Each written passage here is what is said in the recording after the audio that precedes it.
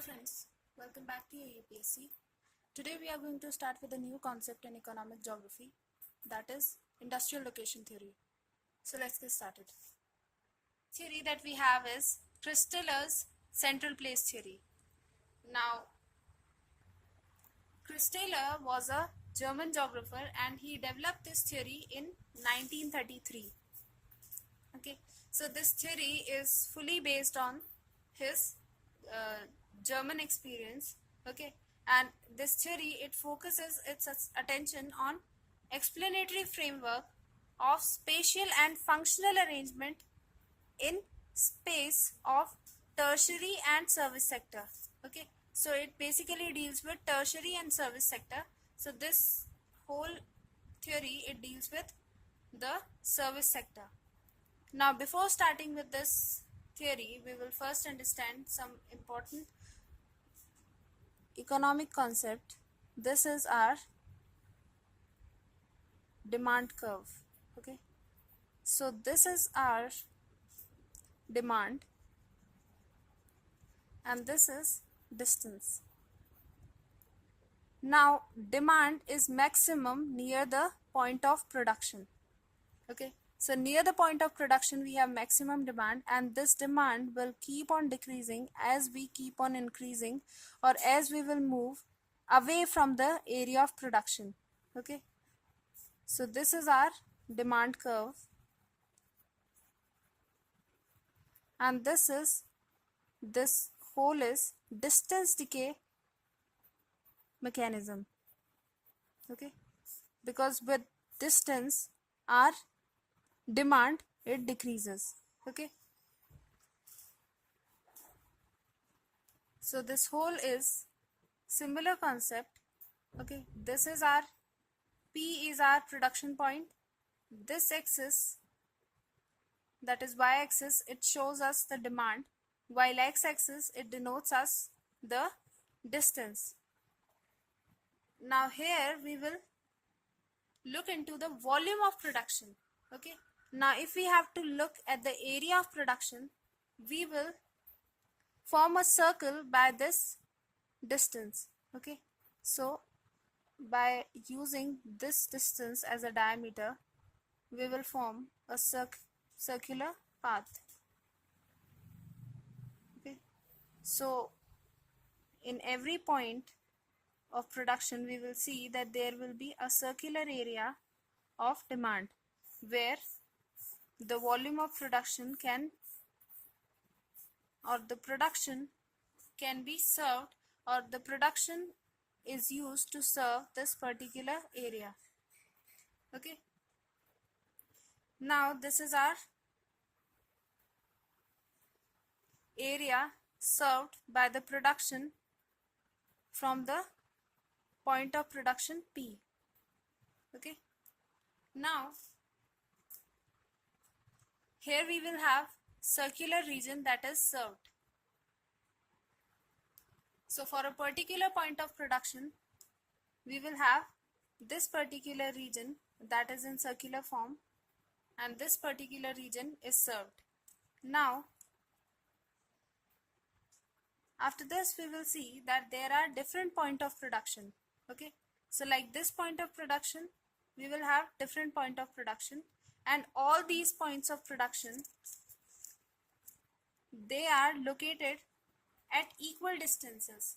Okay, so all these points of production, they are located at equal distances. So like if this distance is x, this distance will also be x, this distance will also be x. So we have same distance or same distance of point of productions. Okay, now all these point of production will serve a particular area, and this particular area will be served in a circular region. Now if we look at this particular served region, we will see that here there are some spaces that are left out by these circular regions, and these are the areas which remain unserved. Okay, now we can see that the areas, they will remain unserved. Okay, if the point of production or the area or the volume of production is this much. Now if the volume of production is increased and the area served is increased, then there is area of overlap. Okay, so either there will be region that remains unserved, or there will be area that is overlapped. Okay, that is served by two point of productions. Now we can see we actually need the area, or we actually need the space that fits one another. Okay, so if we look at this, then we can have a square or a rectangle. So these area will fit one another, but the second demand, that is these points should be equidistant from the point of production. Okay, so here we will see that this is A, while this one will be root 2A. Okay, root 2A. Okay, so this distance will be more and this distance will be less. Okay, so we can say that this distance from these figures will not be equidistant. Okay, so we try to find out other figure where we can have this idea of, or this form of circularity, so that the point of production and the area served will be equidistant, as well as they fit one another. So if we take the case of area unserved, we will see that if we join the point of productions, we will have an equilateral triangle. Okay, now if we join all these equilateral triangles, then we will have a shape of hexagon. Okay, and if we take this area of overlap, okay, so this is the area of overlap.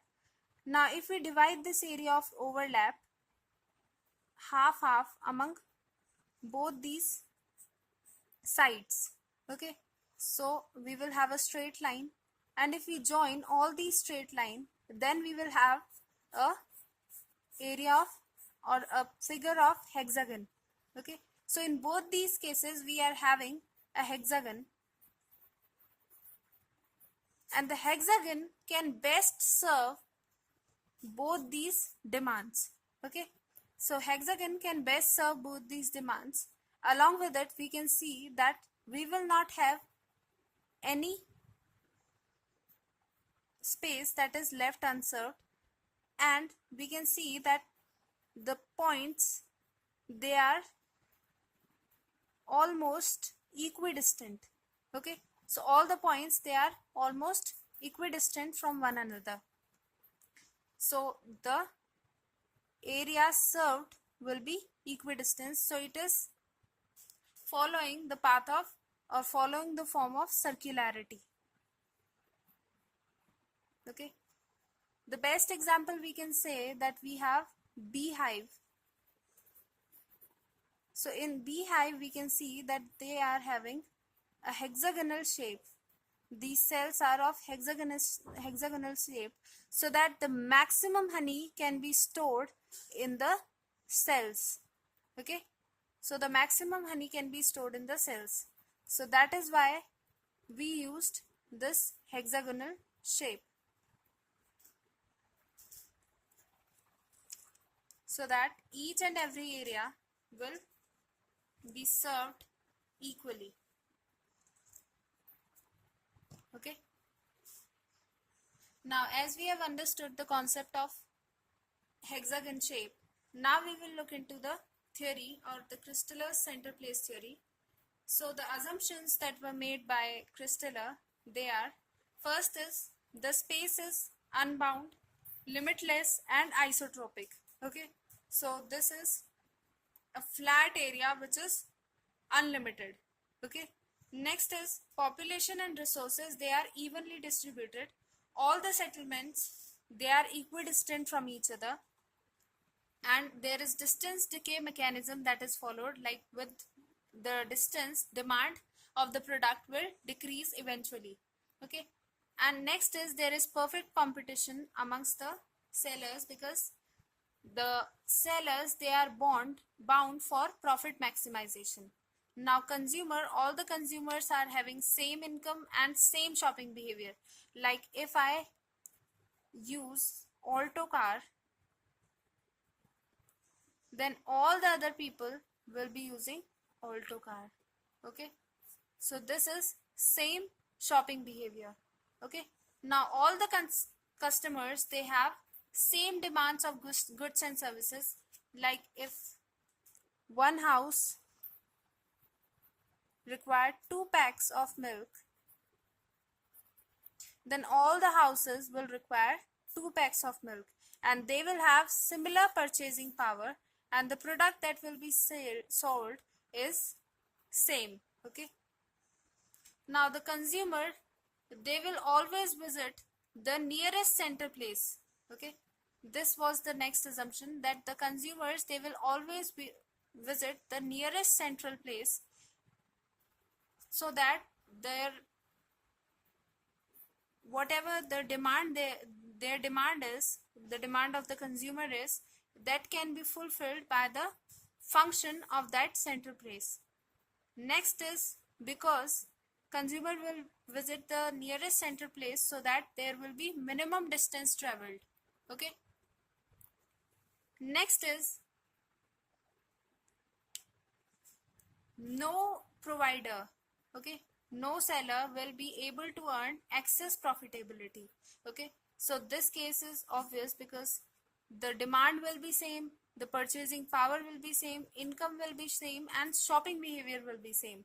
Okay, so all the sellers, they will have similar profit that is earned by them, and each supplier will have its monopoly in the hinterland. So in his area, there will be only one supplier which will supply his products to all the people in need.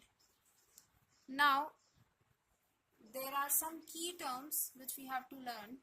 So there are 3 terms, that is centrality, threshold, and range. Okay, so centrality is the central urban area from where the demand of other subsidiary area is fulfilled. Like I have talked here, so this central area which is fulfilling the demand of all the nearby settlements, so this is our centrality. So this is our centrality. Next we have is threshold. Threshold is this one.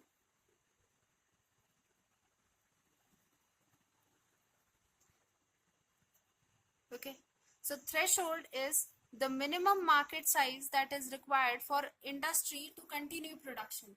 Okay, so if like I have opened up an industry of say paper, I have opened a paper industry, this is just an assumption. So my cost that I incur is 500 rupees. Okay, for producing the papers that are demanded, I incur 500 rupees. Now I will require at least this much customers that I can incur, or I can have the cost of expenditure. Okay, so revenue will be covered by the, or the expenditure will be covered by the revenue. Okay, so at least 500 rupees should be incurred by my revenue. So this is the minimum market size that is required for the industry to continue. Because if I will have 480 rupees of revenue, then why will I produce paper? Because I am incurring the loss of rupees 20. Okay, so this is minimum market size that is required. Lastly, we have range. This is our range. Range is maximum distance a customer is willing to travel for purchasing a product. Like if I have to buy a milk, so I will like cover a distance, like how much distance am I willing to travel for buying a packet of milk. That is my range, or that is the range, or how much customers they are willing to travel this production center so that they can buy milk. Okay, so that is the range of the center. Okay, so the area of influence, or the maximum distance the customers they are willing to travel for purchasing a product is known as range. So these were the certain key terms that were required in this concept. Now if we talk about the model of the theory, we will see that we have three types of center. First is large center, then we have medium center, and lastly we have small centers. Okay, so this is our large center,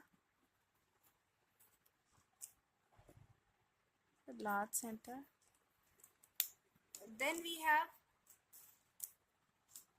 medium centers,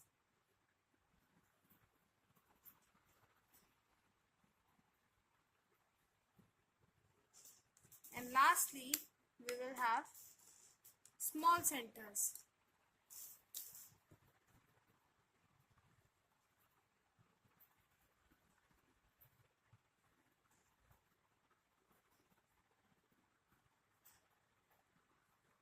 Okay, so this large center, it provides high facilities, like it will provide us with X, Y, Z type of facilities. This is our large center. Then we have medium center, which will provide us with X and Y facility. Lastly, we have small centers that will just provide us X facility. Okay, so now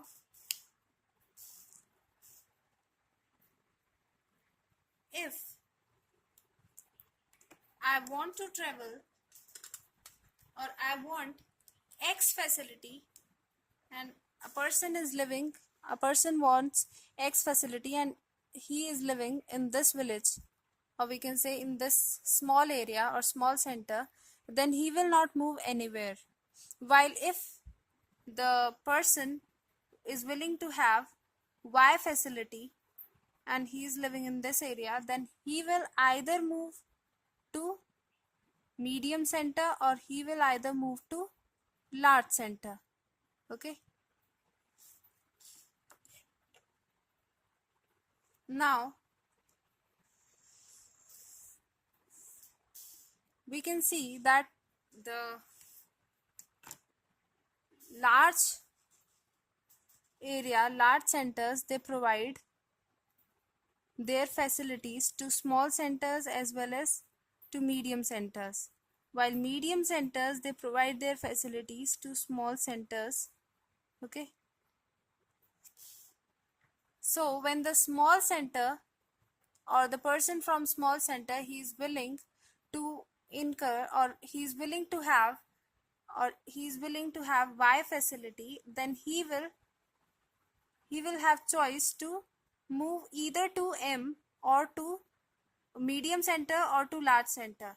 Okay, so now if the person just wants to have the Y facility, or he just want to use Y facility, then he will choose the nearest center, like this one will move to this medium center. Okay, while this one will move to the large center. Okay, now if the one that is the small center has to use this Y and Z facility, then he will move towards the larger center.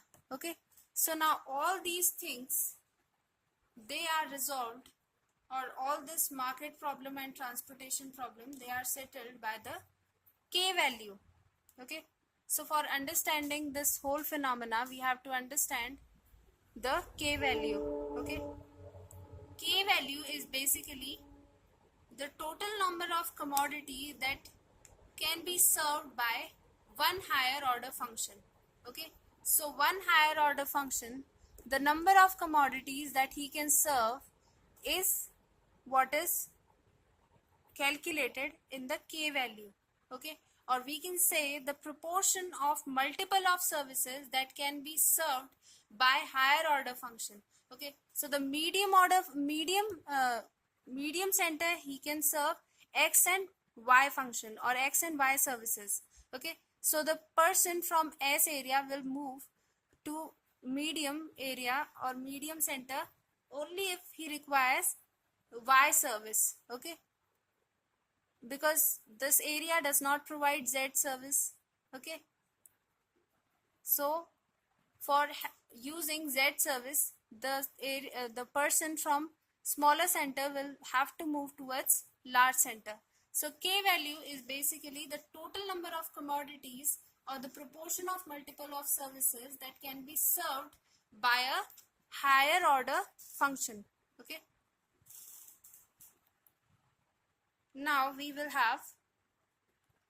calculate the transportation cost for market, we will calculate the K value for market, for transport and for administration.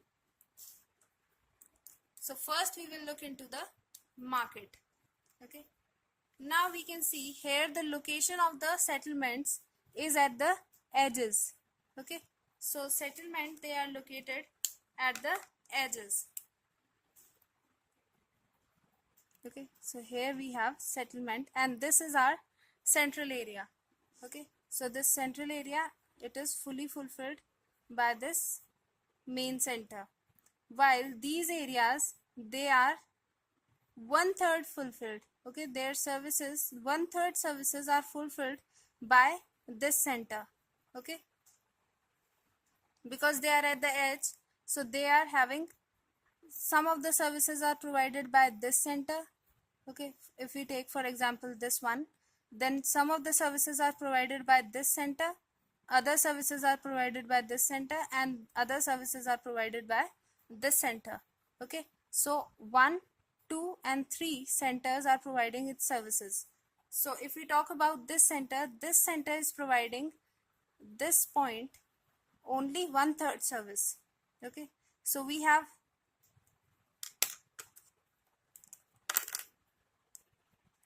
one area which is fully served. Okay, while other 6 areas, 1, 2, 3, 4, 5, 6, 6 settlements, they are served, their 1/3 area is served. Okay, so here we will see, we will have 1 plus 2, that is 3. So our K value will be 3 for market. Okay, now if we talk about transportation, as we know, it runs between the edges. Okay, so the region, they will be here, like between the edges. Okay, I will draw it from pencil. So here we will have, so this is our region that is running between the edges. I'm so sorry.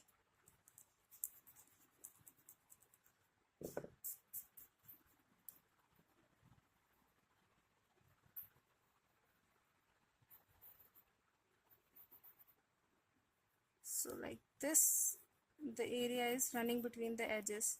We will see here we will have the settlements.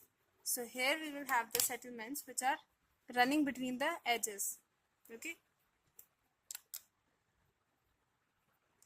now we can see that half of the area,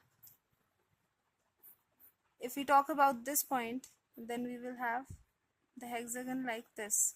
Okay,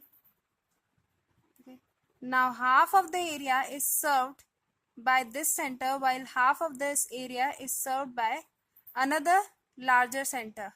Okay, so for this settlement, if we talk about, we will have similar type of settlements, 1, 2, 3, 4, 5, 6. So at the edges we will have similar type of settlements. So we will have one fully fulfilled center plus 6 centers which are half served. Okay, so we will have 1 plus 3, that is 4. So the K value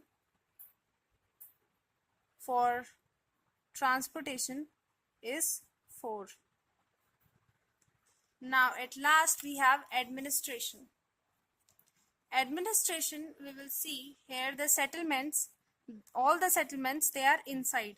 So they are fully served by this center. Okay, so we have 1 plus 6. Okay, that is 7. Okay, so we have 1 center plus 6 settlements, so we have 7. So K value for administration is 7. Now see, we have orders, like we have villages, then we have town, then we have cities, then we have metropolitans. Okay, so likewise we have stages. Now if we see that this K value is for villages, then the K value for town will be 9. Okay, so like this one is, this hexagon is serving this area. Now this hexagon will be served by a larger area which will be having the K value of 9. So the growth will be 3, 9, okay, 27 and so on. Now here the growth will be like 4, 16, 64 and so on. Lastly, in this one the growth will be like 7, 49, 343. Okay, so likewise we will have this type of growth. Okay, so as we will move from villages to metros, we will see that there will be growth in this value. Okay, so villages will have, for market we will have 3 as a K value, then for town, for market we will have 9 as a K value, then cities we will have 27 and so on. So this is our K value for market, transport and administration. So after this model, after understanding this model, we can see that the result are the larger settlements. We can see the larger settlements, they are lesser in number. Okay, so larger settlement will be lesser in number and they are far away from each other. Okay, so like we will have this area which is serving these small settlements. Okay, and this is the area which is serving these small settlement. Okay,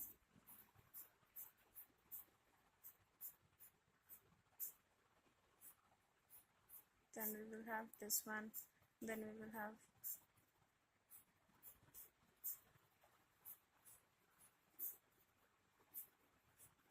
okay, so we will have this thing. Now this is our serving these settlement. Okay, so these centers, they are serving their respective settlement. Now they are being served by this larger center. Okay, so the larger the center, it is lesser in number. So we can see this one is just 1, this we have 7, okay, and this we have more than this. Okay, so this we have 6 plus others. Okay, so less the settlement, the lesser the settlement, they are more in number, and larger the settlement, they are lesser in number. Okay, and we can see that these settlements, they are far away from each other as compared to these settlements. Okay, now this settlement will be much far away from his counterpart. Okay, so the range and number of function will increase with the size of settlement. Now see, here we will have this much range. Okay, Now with the increase in size, we can see the range also increases, and here we will have much larger range. Okay, so the range and number of the function will increase with the size of settlement. So the size of settlement is increasing, so the range is also increasing along with it. So number of higher order services increase with increase in size of services. Now because the size is increasing, so number of higher order services, so this larger city will provide us with higher number of services. Okay, and because we have higher number of services, we will have increase in size of settlement. Okay, so this was our Cistaller center place theory. Now there are some criticisms. First criticism is that this concept is very unrealistic concept, because okay, this concept has various things, like we have limitless, unbounded, isotropic space. Okay, so this is not possible, and there is perfect competition. This also cannot be possible, and all the customers, they are having same income and same shopping values, same behavior. Okay, so these things, they are not possible, because human behavior, it changes from person to person. Okay, now next is, it focuses just on service sector. Okay, so as we have studied earlier, only services sector are focused in it. Then here we are not having any explanation about the agglomeration. So agglomeration is not being explained. Then we can see there is dominance of large metro areas. So here it is saying that the smaller settlements, they are also working in coordination with the larger settlement. But in reality, what happens, if the larger metro area is there, then it will have a shadow effect over the smaller center. Okay, so it will inhibit the growth of the smaller center.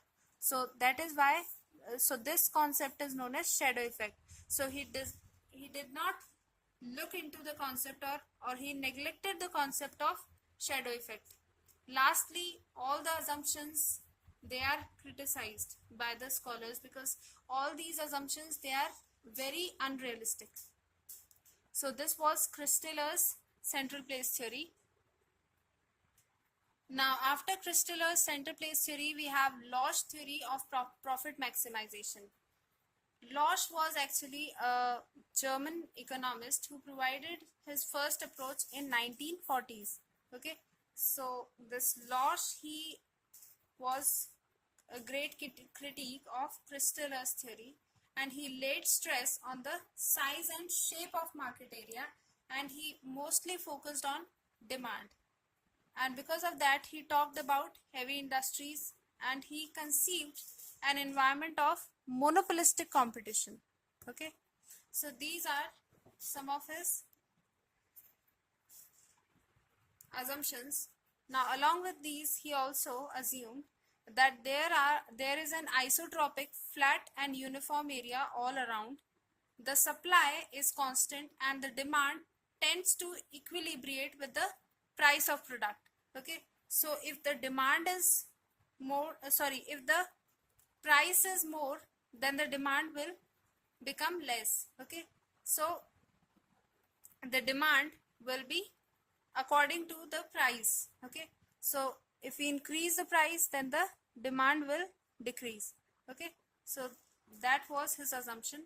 Next is the enterprises would tend to locate at such a point as to maximize profit and not necessarily attempting the least cost site. Okay, so they are the entrepreneurs, they are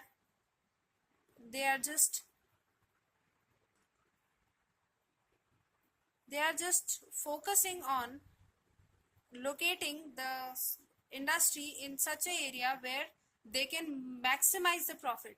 Okay, so the least cost site, they are not considered. Okay, so the Weber's theory is not considered by the Losch. He is not considering least cost, but he is just focusing on maximum profit. Okay, so this is spatial demand cone that we have already done. Okay, so here he says that with the increase in price, when the price increases, the demand of the commodity, it decreases along with it.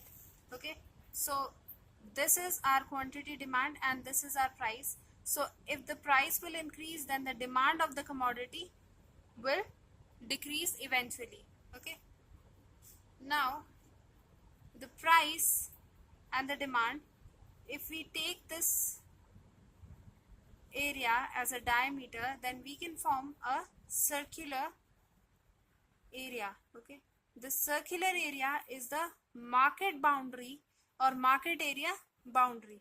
Okay,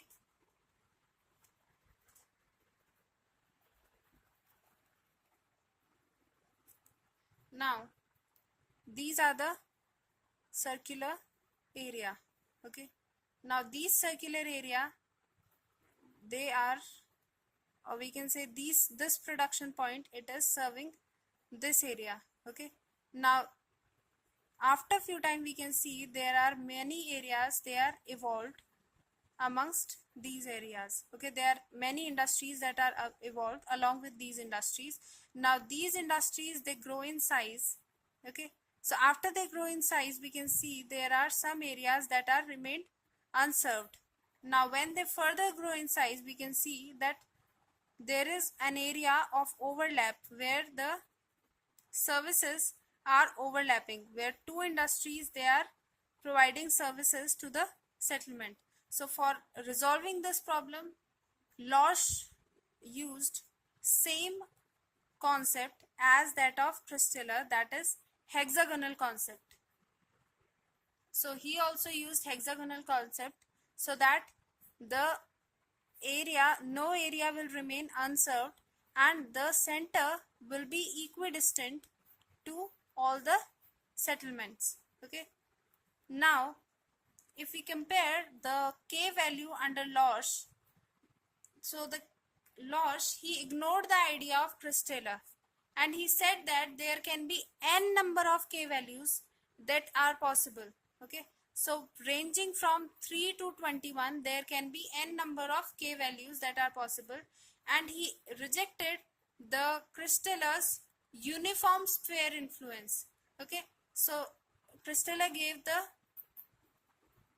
uniform sphere influence. So Losch, he outrightly rejected this whole influence. He said that the influence, it increases and decreases with the competition. Okay, now each commodity according to Losch have different sphere of influence. Okay, like Cistaller said that there is equal sphere of influence. Okay, so there is equal sphere of influence according to Cistaller, but according to according to Losch, there is different sphere of influence for each commodity. Okay, so Cistaller, he said that everything has this much sphere of influence. Okay, but Cistaller, he said that for milk, like milk is a different commodity. Okay, so milk will have this much sphere of influence. Gold will have much larger sphere of influence. Okay, so this K value will depend upon the sphere of influence. Okay, so the K value will have n number of ranges. Now he said that because there is different sphere of influence, that is why we will have n number of K values, because we will have quite high range. Okay, so that is how K value, the concept of K value of Cistaller is different from the concept of K value of Losch. Now we will look into the stages of profit maximization that were given by Losch. Losch said that the profit or the factories, they are concentrated for profit as they are interdependent. Okay, so as we have studied the concept of agglomeration in the Weber's theory, okay, so all these industries, they are interdependent, okay, so for having more success they are interdependent on each other, okay. Now because of this there is maldistribution of area, okay, and this maldistribution of area, it occurs because of shrinkage of area, okay. So now if we distribute this area, we can see that area of one industry will shrink while others in other industry will expand, okay. Now circular pattern will decide the location, okay, so how the industry will be located, that will be decided by the circular pattern, that is future of the industry will be decided by the circular pattern. This is the stage of profit maximization. Next is the new market boundary concept. See, as we have studied earlier, there was a graph, okay, that was demand graph, okay. Now in this demand graph, as the price go up, demand decreases, okay, price and demand, so demand decreases. Now if a certain industry, that is A industry, it increases its price, okay, like we can see the area of influence was this much for this industry, while for B it was this much, okay.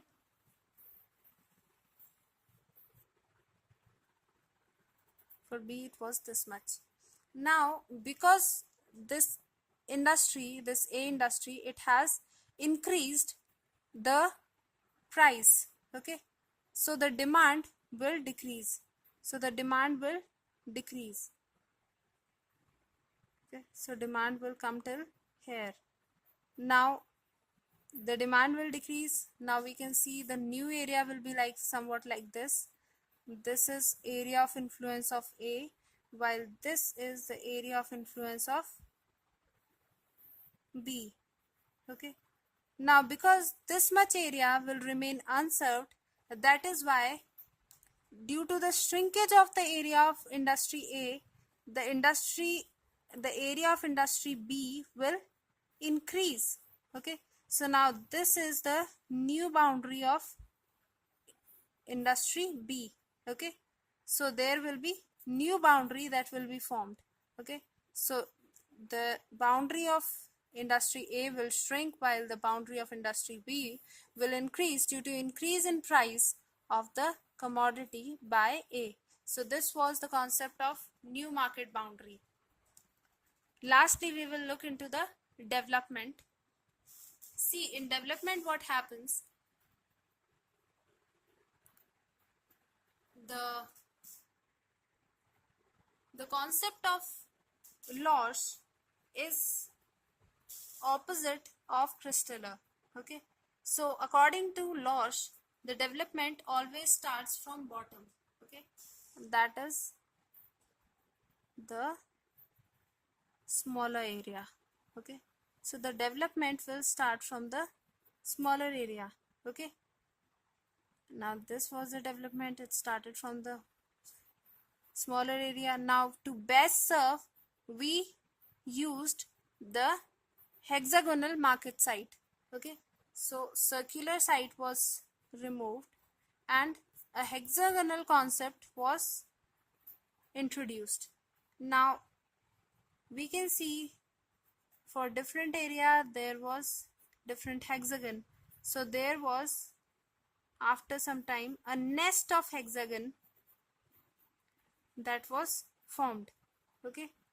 Now for different k values there were different hexagons, okay, because there were different area of influence, so there was superimposition of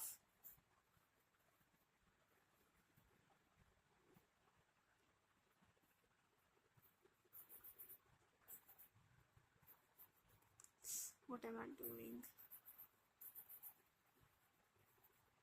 whatever.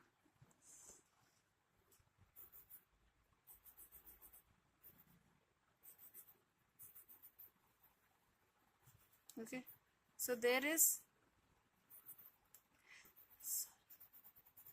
okay, so for different area, sorry, there was superimposition of hexagons for k values. Okay, so for one there is 3k value, then other there is 7, there is 4. Okay, so there was some superimposition of k values. Now for maximum degree of spatial association, okay, so this is the area. So for maximum degree of spatial association, this hexagon was rotated by 30 degree. Okay, now this hexagon is rotated by 30 degree for maximum degree of spatial association. Okay, so now this is its new position. Now because of rotation, there are two types of area that are formed. Okay, because there are 12 sectors that are evolved by the rotation. Okay, so because of rotation, there are 12 sectors that are evolved. This is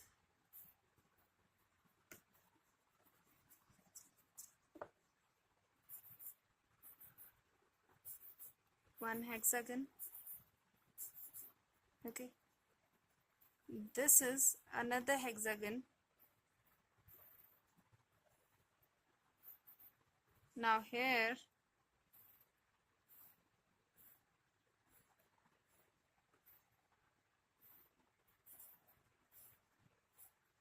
twelve sectors they are evolved. 1 2 3 4 5 6 7 8 9 10 11 12.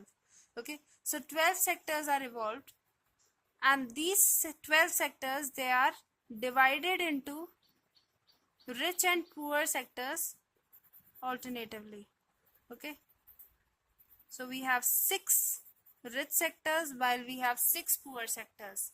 Now these 6 rich sectors, they have more number of industries, they have more produce. Okay, so they can serve more people, while poor sectors they have less number of industries and they can serve less people, so they are less, they are poor. Okay, so we have 6 rich and 6 poor sectors. So these 6 rich and poor sectors, they were formed by rotation. Okay, so this is how the whole concept of Losch it developed. Now we will look into merits and demerits of the concept or the model. So if you look at the merits, we will see that it looked or it helped in profit maximization, or it helped in local purchases, maximizing the local purchases. Okay, so local purchases they were maximized because of Losch theory. Next is the limitations of Cistaller, like all the limitations that Cistaller had, Losch he tried to remove these limitations. Next, he explained various factors working in real market apart from market, transport and administration. So he said that there are different K values for different commodities because there is different area of influence for different commodity. Okay, so not only market, transportation and administration are the factors that are working, but there are many other factors including them which are working in the real market. Okay, next is it minimized the aggregate transportation cost. Okay, so he talked about how to minimize the aggregate transportation cost. So because of that, the transportation cost was decreased. Along with it, the total distance between the production points, it was also reduced. Okay, now if we look at the demerits, first is he overemphasized on the idea of demand. Okay, so demand was his main idea. The whole theory is based on the concept of demand. So he overemphasized on the idea of demand. Next is isotropic surfaces. They do not really exist in the real life. Okay, so he also like Cistaller, he also said that, or he also assumed an isotropic surface. So isotropic surface, they do not really exist in real life. Okay, next is this concept is a complex one and it is an abstract concept. Okay, lastly he neglected the problem that was arising from locational interdependence of industrial plants. So how the industrial plants, they are in, interdependent on each other. Okay, how their interdependence is the cause of their location. Okay, so he neglected this problem. So these are the demerits of the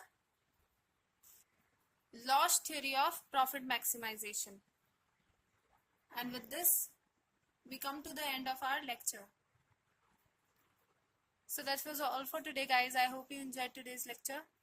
Let's meet in our next class. Till then, take care and have a nice day. Thank you.